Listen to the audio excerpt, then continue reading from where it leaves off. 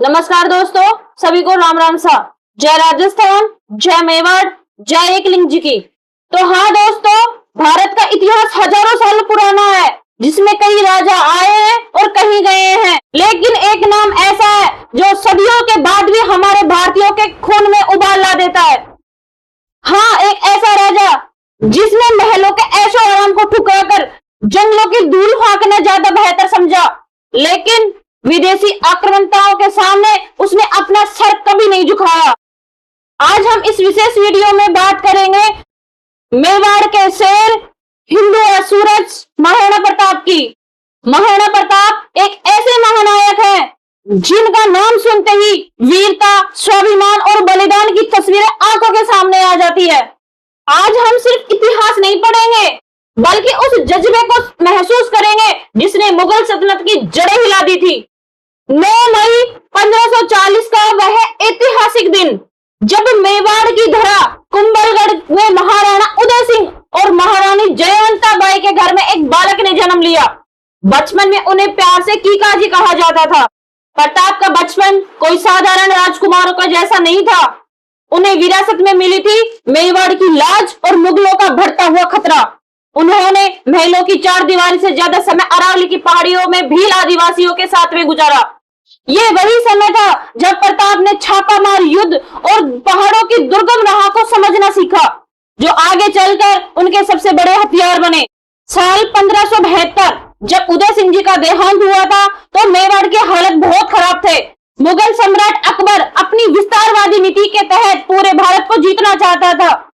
चित्तौड़गढ़ पहले ही मुगलों के कब्जे में जा चुका था। जब प्रताप गद्दी पर बैठे तो उनके पास न ही तो कोई विशाल सेना थी और न ही चित्तौड़ जैसा मजबूत किला। बस उनके पास था तो एक मुट्ठी भर वफादार सिपाही और अटूट विश्वास। अकबर ने उन्हें झुकाने के लिए 4 दूत भेजे, जलाल खान, मान सिंह, भगवान दास और टोडरमल। लेकिन प्रताप का जवाब हर बार एक ही था, मेवाड़ आजाद था, आजाद है और आजाद ही रहेगा।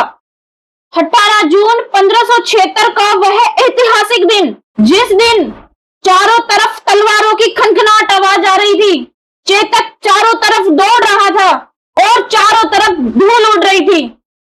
18 जून 1576 इतिहास की वो तारीख है जब हल्दी घाटी के तंग रास्तों में लहू की नदियां बहने वाली थी। एक तरफ अकबर की विशाल फौज का नेतृत्व मान सिंह कर रहे थे और दूसरी तरफ महाराणा प्रताप के मुट्ठी भर सूरवीर। हल्दी घाटी का युद्ध केवल जमीन का टुकड़ा जीतने के लिए नहीं था, बल्कि स्वाभिमान की लड़ाई थी। इस युद्ध में प्रताप का प्रिय घोड़ा चेतक ने जो वीरता दिखाई, वो इतिहास में अमर हो गई। घायल होने के बावजूद भी चेतक ने 26 फीट का लंबा नाला लांघकर अपनी स्वामी की जान बचाई और स्वयं वीर गति को प्राप्त हो गया। लोग कहते हैं कि अकबर जीत गया, लेकिन हकीकत यह है कि अकबर जीतकर भी हार गया। वो प्रताप को न तो पकड़ सका और न ही उन्हें झुका सका।